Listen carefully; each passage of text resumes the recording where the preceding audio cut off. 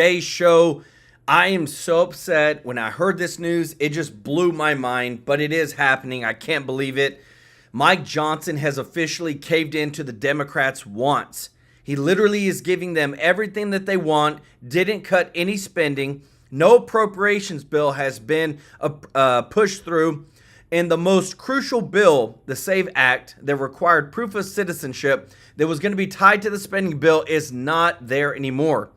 Trump is furious. So are a lot of Republicans. I am as well. We all said shut down the government and protect our elections. Let me know your thoughts. But all the non-citizens and all the voters, all that, it's just going to happen.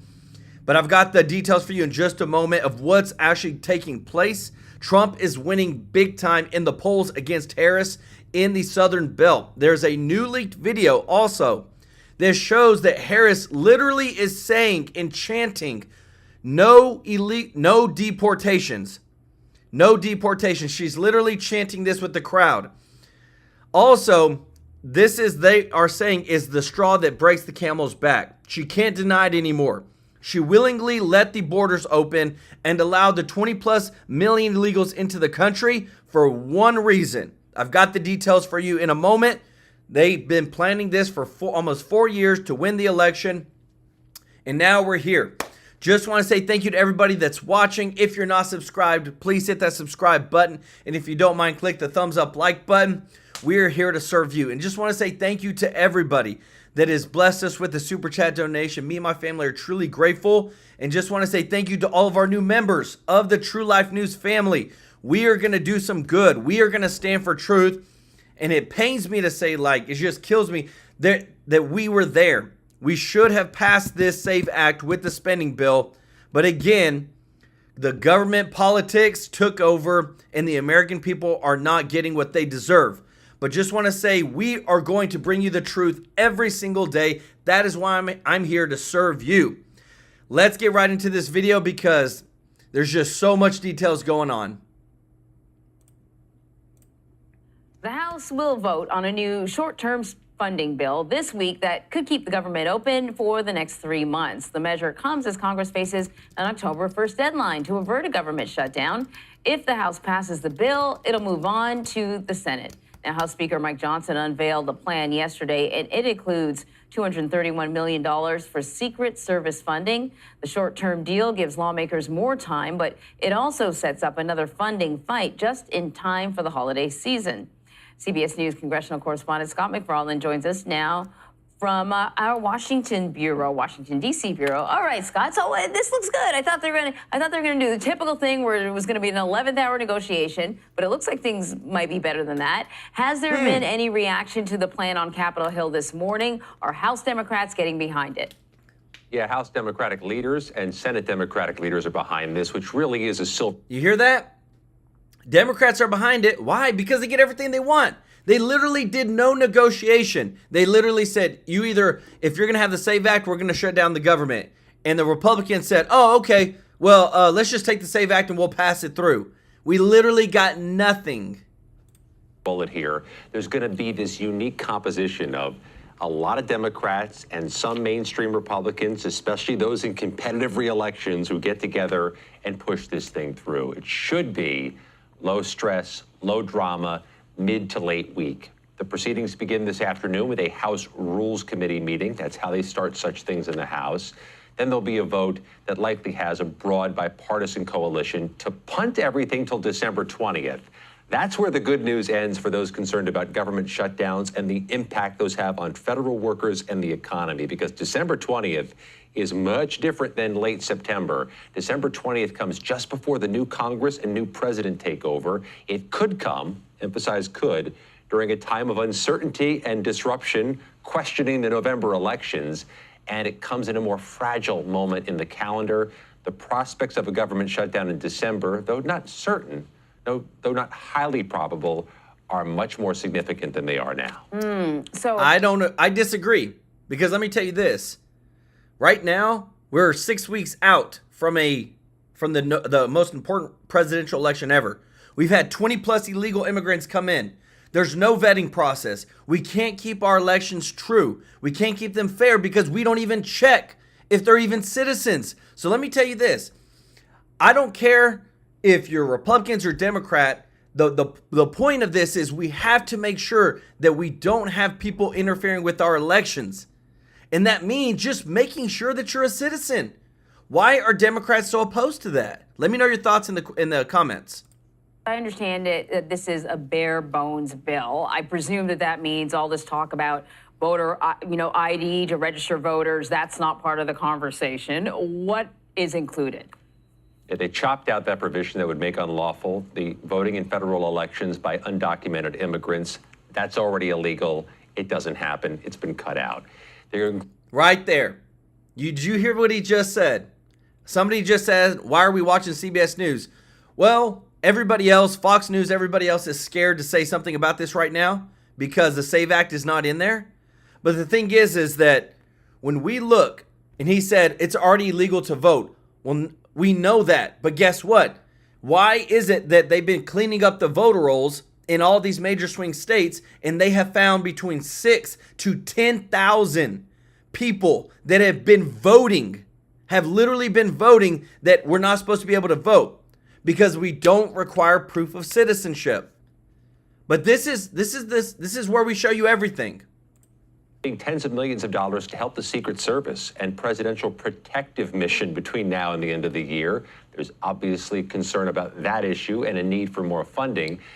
That's included. Some money to help pay for disaster relief in areas recently hit by natural disasters and other emergencies. But basically, Anne-Marie, this keeps government funding largely where it is now through December, when bigger, longer decisions must be made. So just to clarify, let me tell you this. This just bothers me so much because these networks are in denial.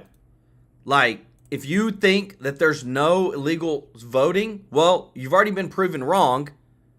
And the thing is, hey, right now we're also in the midst of people trying to take out Trump. We've got some breaking new details on that. And that they found a letter that, this is crazy, that the would-be assassin was trying to pay somebody else $150,000 to take out Trump if he wasn't successful. This is nuts. Check this out. I want to show you something first. I want to show you the DOJ thing. Oh, sorry, 1 second. Got this sped up. Here's the DOJ release. The DOJ release is a little more clear than the handwritten memo, handwritten letter from this suspect in the second assassination attempt, Ralph, the West Palm Beach assassination attempt. They note that in September 18th of 2024, so just recently, law enforcement was contacted by a civilian witness, stated that Ralph dropped off a box at his residence several months prior. The witness opened the box. The witness stated the box. Winnie Grinvall, thank you so much for that super chat blessing. Everybody, show some love for Winnie in the chat. The box contained ammunition, a metal pipe, building materials, tools, 4 phones, and various letters. It's also alleged he had some license plates, too. One handwritten letter addressed to the world stated, "This was an assassination attempt on Donald Trump, but I failed you. I tried my best and gave it all the gumption I can muster. It is up to you now to finish the job. I will offer $150,000 to whomever can complete the job." The witness took a photograph of the first page of the handwritten letter, as shown below, and you can see the letter if you look online. Folks, this is not to be gaffed off. No. We don't know if this guy had the $150,000. Let me just say that up front. How the hell does a guy who says he was living off $3,000 a month come up with $150,000 that's a big if he had it? How does he put that in there? And it confirms something I told you last week. I'm glad you listened to the show. I do not think that if these allegations turn out to be true, that this guy was engaged in a suicide by cop attempt. I don't think that's what's going to happen. I think this guy was working with someone, and I'm almost positive now my theory is correct. This guy, he had ballistic shields there. He was ready to rock and roll, and this guy had a GoPro camera there. This guy managed to evade surveillance for as long as he did. This guy may not have been some Marine Force Recon Scout sniper here, okay? But this guy was clearly there, it looks like from the evidence there, to do some dirty work, okay? Lubito, thank you so much for the super chat. First timer. Hey, everybody show Lubito some love in the chat. $150,000 bounty, a GoPro camera to record the evidence that he was looking to apparently take out President Trump with an SKS rifle scoped out. There's something going on here, folks. There is something really sinister. Now, I said last week, is there a mole inside the Secret Service? The mole does not have to be intentional. I'm not suggesting the mole is like that Salt movie with Angelina Jolie where she's this lifelong mole inside the CIA. I got some in my eye there. I'm not telling you that. Could be the case. And I had an interesting incident when I was an instructor at the Secret Service Training Center that I thought about this weekend that reminded me how easy it would be to infiltrate the Secret Service. I already told you about my the Moscow story when me and my partner in Moscow found a foreign spy in the embassy. I showed you the news reports. You think, oh, Dan Bongino's making up. I showed you the freaking news reports. Me and my buddy outed her, and they told us to let it go. I showed you the freaking news reports. There was another incident in a training center with someone suspected of having ties to an enemy government of the United States' embassy. It would not be hard to infiltrate the Secret Service, to be a mole.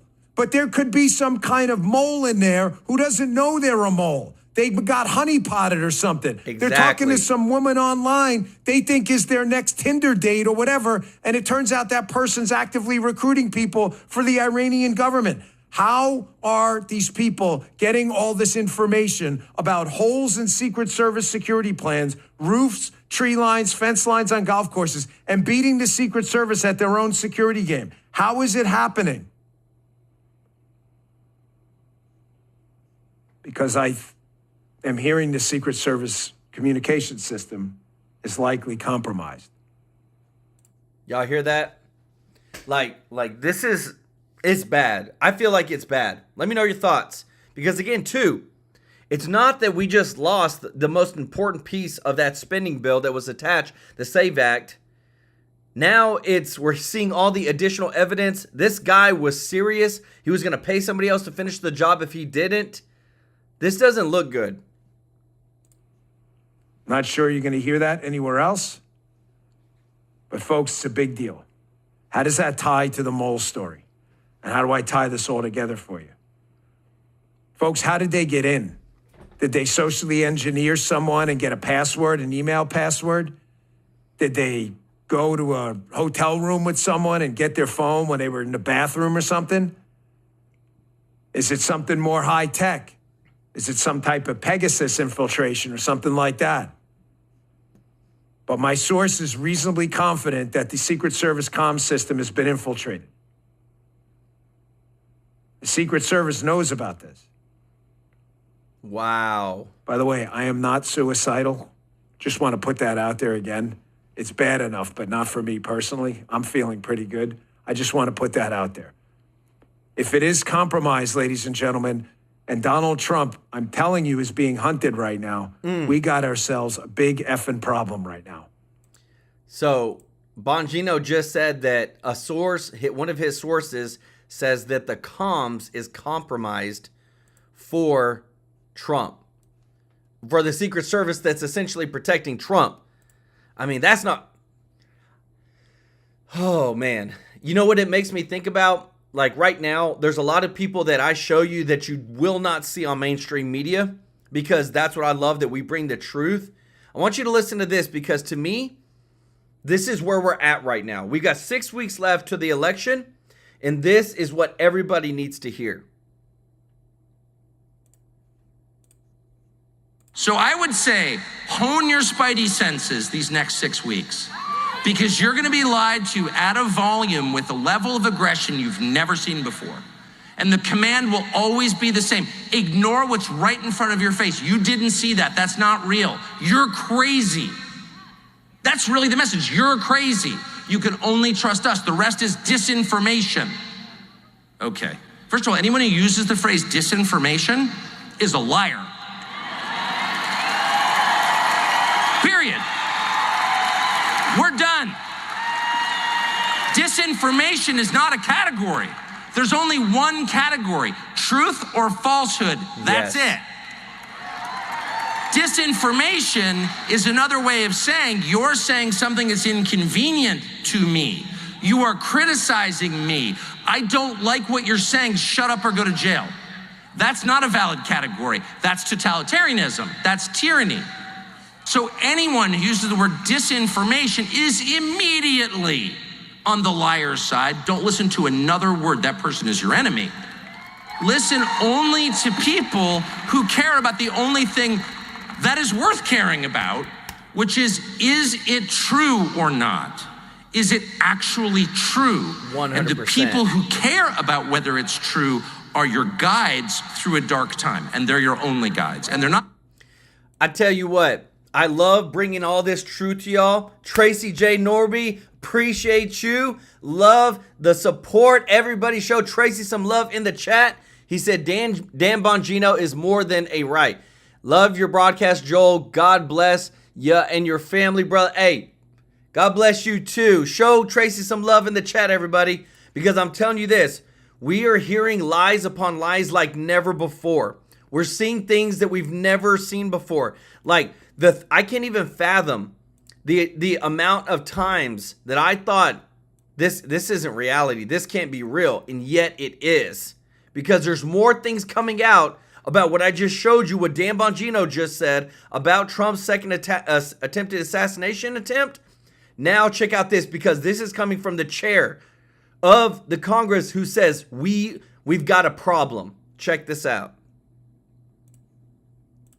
Congressman Jim Jordan, House Judiciary Committee Chairman. Mr. Chairman, welcome to you. Thanks for joining us as we are continuing to cover this breaking news and the briefing that was just given by the Secret Service Director. Yeah. What questions do you have? Well, I mean, I think the first takeaway is he talked about deficiencies.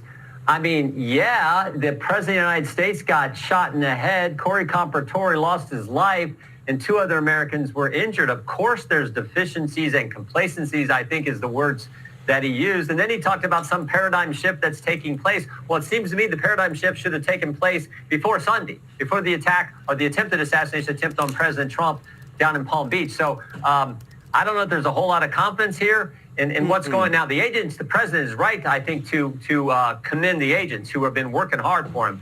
We understand that. But like so many of these agencies in D.C., it's not the guys on the ground, it's the people at the top of the problem. And speaking of the people at the top, where's Mayorkas? We haven't heard, I don't think we've heard one word from him since the attempted assassination attempt on President Trump this past weekend. Where's he, after all? You mean to tell me the guy who's supposed to be in charge of everything that we're dealing with has not said one word about Trump's second attempted assassination attempt? You can't say something if you ain't got nothing to say, or if you're trying to hide something. Secret Service is part of Homeland Security. What is this guy doing? So I think there are all those questions. Let's hope that this task force, which I think, God bless the Speaker for putting it together, the task force here in the House, who some of those members are going to be on with Shannon on Sunday. Let's hope this task force gets to the bottom of everything. I think they will.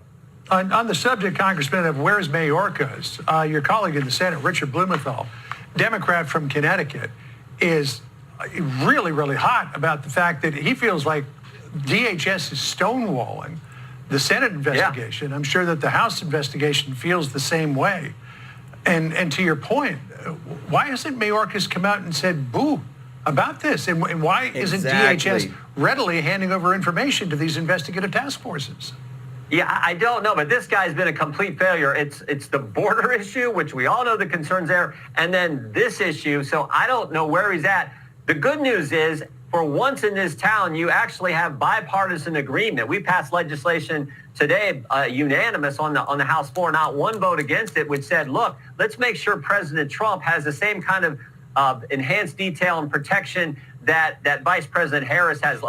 Just good common sense, frankly, should have been done, I think, a while ago. So that's good that that's coming together. I think we're just got to give these task forces a chance to dig in there and get this information. I know what it's like. We've been going after things, whether it's FBI, DOJ, other agencies trying to get information. You got to go hard. Sometimes you got to go to subpoenas. You got to hold people in contempt, I think, to get the facts and the truth for the country. Well, there's questions over what Congress would be able to approve here, right? You tell me. I mean, the Secret Service director just said the agency needs additional personnel, technical assets, equipment for long-term and immediately.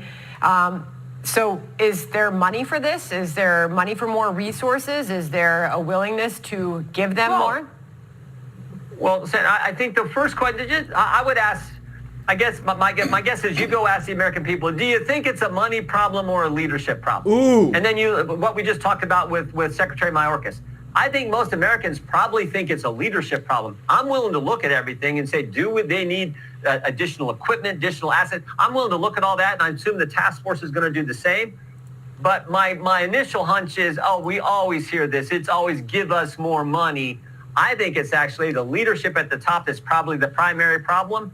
But I'm willing to look at the facts and see what the task force uncovers.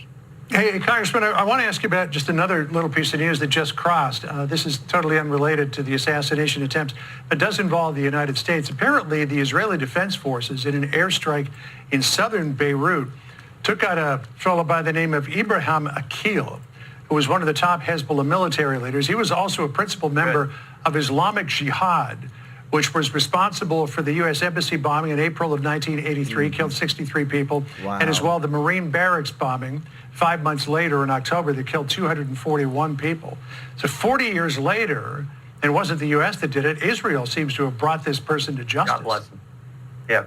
God bless Israel. God bless what they're doing. I want Israel to win this conflict. Yes. I do not understand this administration and some of the decisions they've made. Some of it makes no sense to me. I mean, you go back to when President Biden does his State of the Union and says we're going to put a temporary pier in Gaza, and I'm thinking isn't it kind of warfare 101? If you want one side to win, you don't give supplies to the other side, and they build this pier, it falls into the Mediterranean. I mean, I've not understood where the administration's been. I want Israel to win. God bless them for what they've done.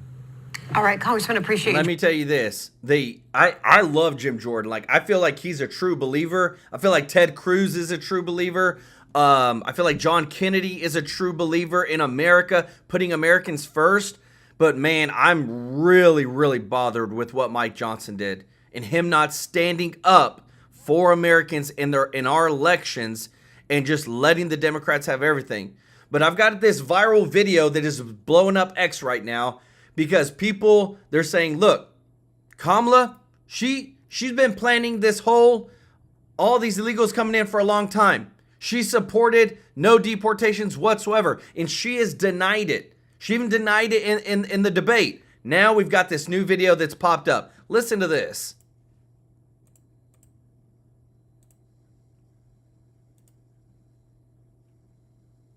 Deportation, up with education, down with deportation, up with education, down with deportation, up with education, down with deportation, up with education, down with deportation, up with education, down with deportation, up with education, down with deportation.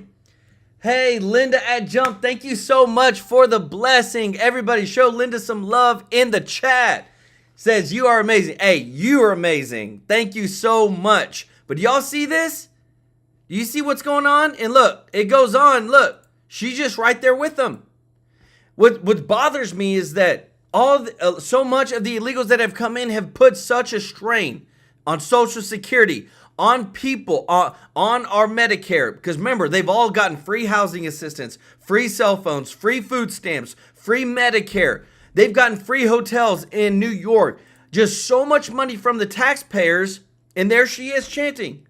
She's with it the entire time. But then that's where I say we got true believers like, say, John Kennedy, who's standing before Congress and telling it like it is. Check it out. This is not a news flash, Madam President. Americans are struggling to pay their bills. 100%. The reason, of course, is inflation. The inflation that the American people, and let me strike that. I don't want to call it inflation. Let me call it what it is, the high prices. Those high prices they were made in Washington, and they are a cancer on the American dream. Yes, they are. And as a result of the high prices, People are struggling to pay their bills. I was looking at a report this week, Madam President, and I know you feel this in your state. People are having to borrow money to pay their bills. And they're having to borrow money on their credit cards. And I don't need to tell you that the interest on credit cards has gone up dramatically as a result of inflation. And the interest on the credit card is not like going to your bank where credit is tight. Because of inflation, interest rates on those credit cards has gone through the roof. Credit card interest rate in March was 21.51%. Ooh, golly. Back in 2019, it was 15%. Delinquent payments on credit cards are also through the roof. 9.1%, the highest in a decade. Credit card balances are higher too.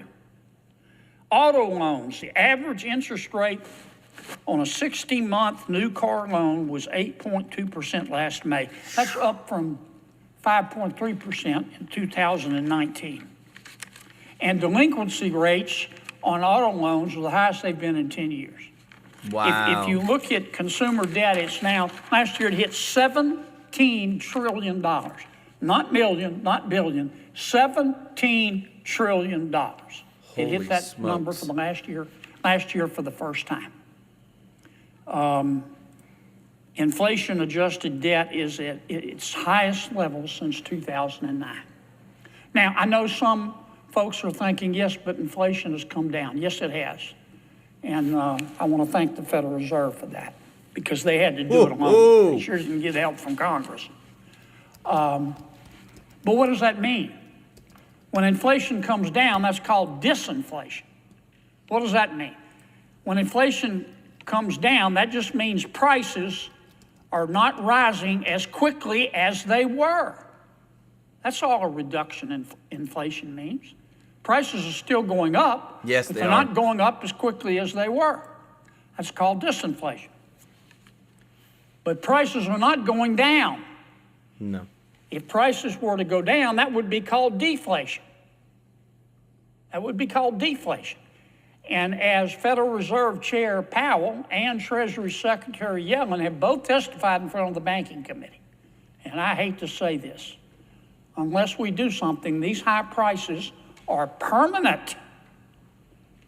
They are permanent. Man. Now, there are only two ways to reduce these prices. One is to go into a recession. Whew. China is in a recession. Prices in China are going down. It's too big of a price to pay. I don't want us to go into a recession.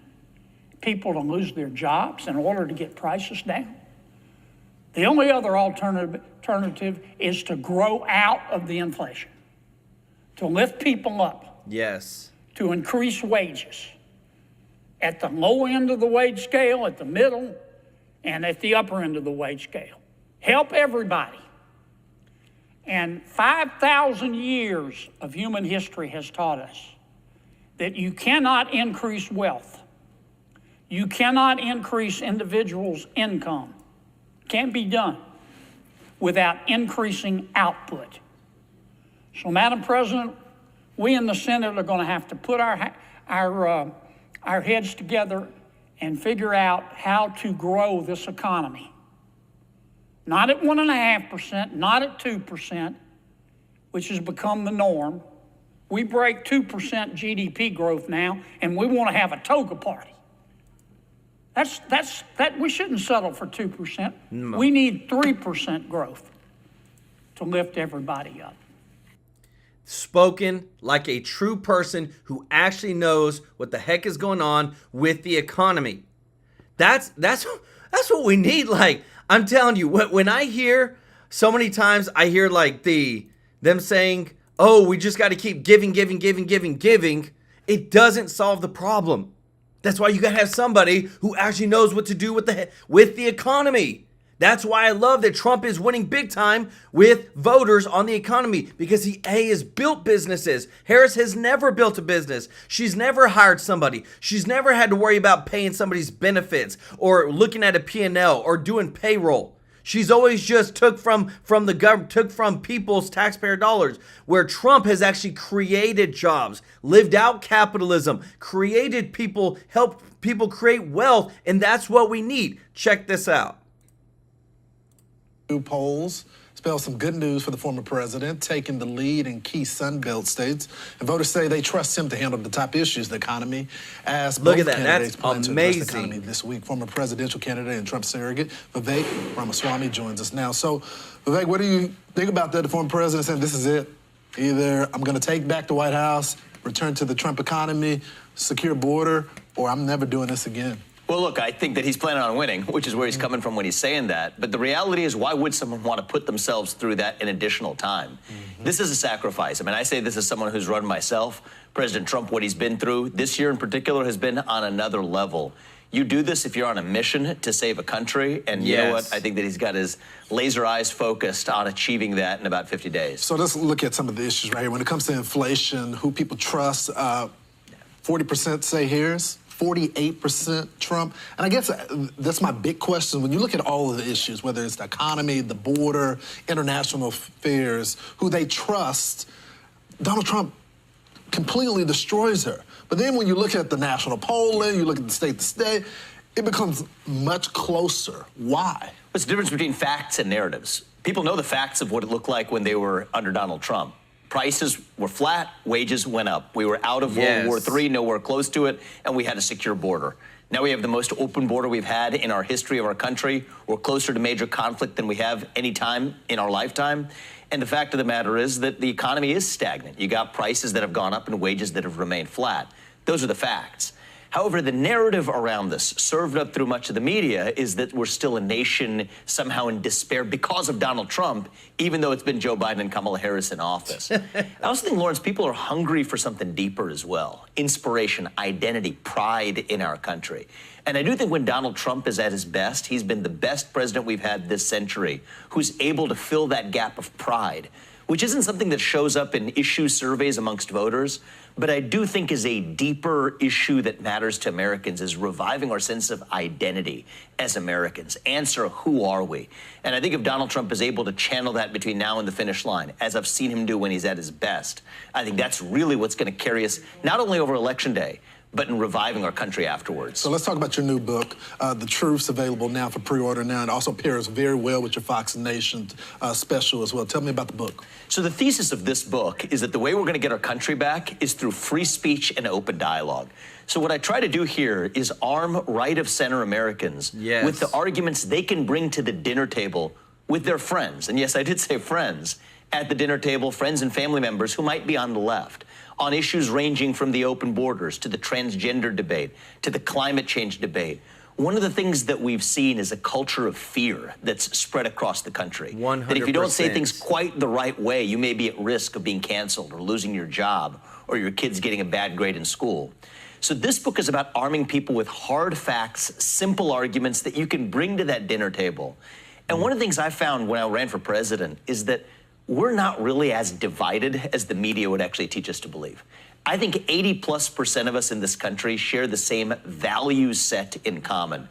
And so this book is about calling that bluff, saying the way we're going to discover that is all of us starting to talk in the open again. Yes. So this is my fourth book in the last 4 years. I think it's my most important one. If people are able to speak the truth, that's how we get our country back. And so I wrote the book. So you talk about... Let me tell you this, because right now, I've got something for you that like Vivek Ramaswamy is probably one of the most, he's to me as good a speaker or better than Obama was. And you need somebody like that who can convey the message. So because I've got something special for you, but I want to show you this real quick. So Biden, we know, is not there. We know that Biden doesn't really run the country. We know that Biden is controlled by his staff. Well, there's this thing that he just blurted out today that is putting everybody on edge. And it's so cringy and it's so bad. It should never have been said by any president whatsoever. But now the Democrats are in disarray for what I'm about to show you. Check this out. You know, I thought when I got to be president, I'd get to do things that I want to do, but my staff tells me what I can't do. but I'm going to do it anyway. All the young women, young kids out there that are out there, come on up and do this when we stand behind me when we do this. Come on. Did you hear that? He literally just said that I thought when I got to be president, I could do what I wanted to do, but then my staff tells me not to do it, but I'm going to do it anyway. Hey, all young girls and kids, come stand behind me on this stage. How bad and cringy is that? It is so, like, to me, it makes me cringe to think, like, why would his staff tell him not to have this support? What is wrong with this? Like, what is wrong with this picture?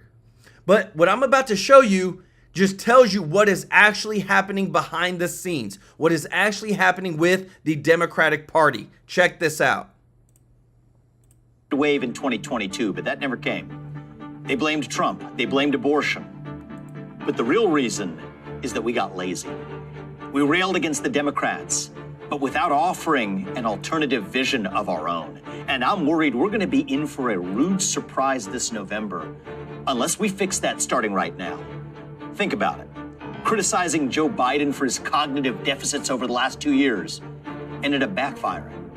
His cognitive deficits weren't a bug for the people who controlled him. They were a feature. And eventually, they used it as their basis to swap him out. He was never really the functioning president of the United States anyway. He was a puppet for the people who controlled him. Yes, he was. And you know what? The same thing goes for Kamala Harris today. She's just another cog in the system. We're not up against a candidate here. We're up against a machine. Yes. We're not going to win this by obsessing over the other side's shenanigans. We're going to win this by answering who we are and what we actually stand for. What does it mean to be a Republican in the year 2024? What does it mean to be an American in the year 2024? It means we believe in the ideals of 1776. It means we believe in merit, that you get ahead in this country not on the color of your skin, but on the content of your character and your contributions. It means we believe in free speech and open debate, that you get to speak your mind freely as long as I get to in return. It means we believe in the rule of law. And I say this as the kid of legal immigrants to this country. That means your first act of entering this country cannot break the law. It means we believe in self-governance, that the people who we elect to run the government ought to be the ones who actually run the government, not unelected bureaucrats in the deep state. It means we believe in the individual, family, nation, and God. That beats race, gender, sexuality, and climate if we have the courage to actually stand for it.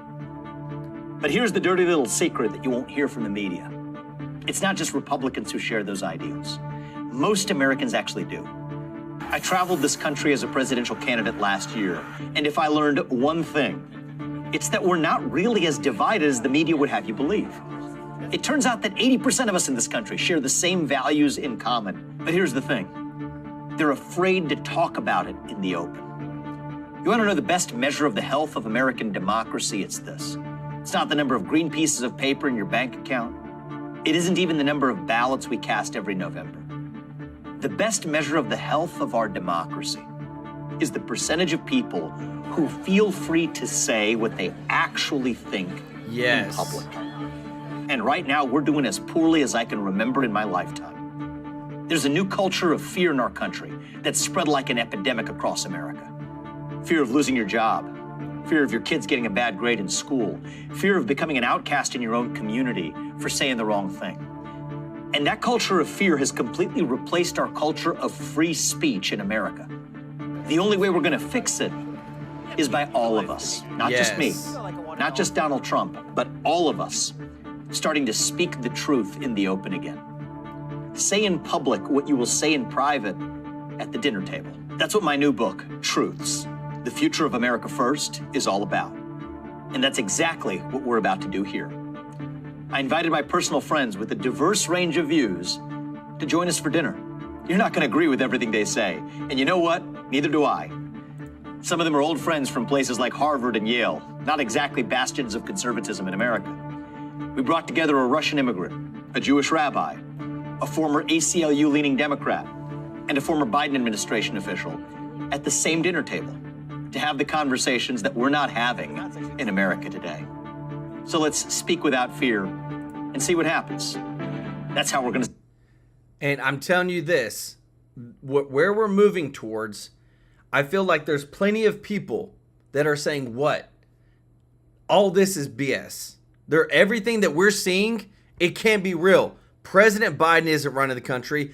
Kamala Harris, she was literally had the lowest approval percentage rating of any vice president ever polled, 28%. And now she's supposedly the savior for the Democratic Party. This is where people are moving towards. We want the truth. We're tired of all the lies. We want to make sure that American citizens are put first. We want to make sure that we're taking care of those on Social Security. We're taking care of the elderly. We're taking care of those of our kids, making sure that our kids are fed, making sure they're getting a good education. Because right now what we're moving towards, and where a lot of the Democrats is complete socialism, communism. Like when I see that we're $36 trillion in debt, they want to spend another $7 trillion. We can't control any of our spending, yet the politicians continue to ask for more and more and more and more. It, to me, is like you don't keep giving or feeding something that is destroying itself. And especially when it's our hard-earned tax dollars. To me, that's not fair. That's not what that flag represents. And this is where the more and more that we spread the truth of what's actually going on, that's why this channel is called True Life News. Because we're going to show you things you normally wouldn't see on mainstream media, but it's the truth of what is happening on behind the scenes. I just want to say thank you to everybody that's watching. If you're not subscribed, please consider hitting that subscribe button so I can serve you every day with the top news. And also, too, don't forget, we have the links in the description to join the True Life News family. We're going to grow. Our goal is 10,000 members. And what we want to do is take that money, go into this world and do some good. Video it and show you that we are making positive change. We love everybody that's supporting, love all of our new members. Nikki Waters just joined. But want to say thank you to everybody that's supporting our channel through the Super Chats. Want to say thank you to Winnie Grinevall, Lubito, Linda at Jump, Tracy J. Norby. Thank you so much for all your support. We couldn't do this without you. We're here to serve you every single day. And until we start hearing the politicians say that more, they're there to serve us, we the people, not us serving them. Somehow, things have gotten backwards over the past 50 to 100 years, and we need change. And I'm telling you this, I'm saying it right here, that there's going to come a day. Tracy J. Norby, thank you so much for that super chat. He said, yes, we needed to fix the truth in the country. Require voter ID. All non-residents should not legally. Yeah, 100%. But I'm saying this is where, whenever I'm seeing all this going on, that in the future, if things pan out, like, I want to be a force for good, and I want to bring 100% positive change for Americans. And whether that's running for Congress or running for Senate, I don't know. But I want to make positive change. And it all starts here with this channel, with you and I. I want to say I love you all. Thank you for your support.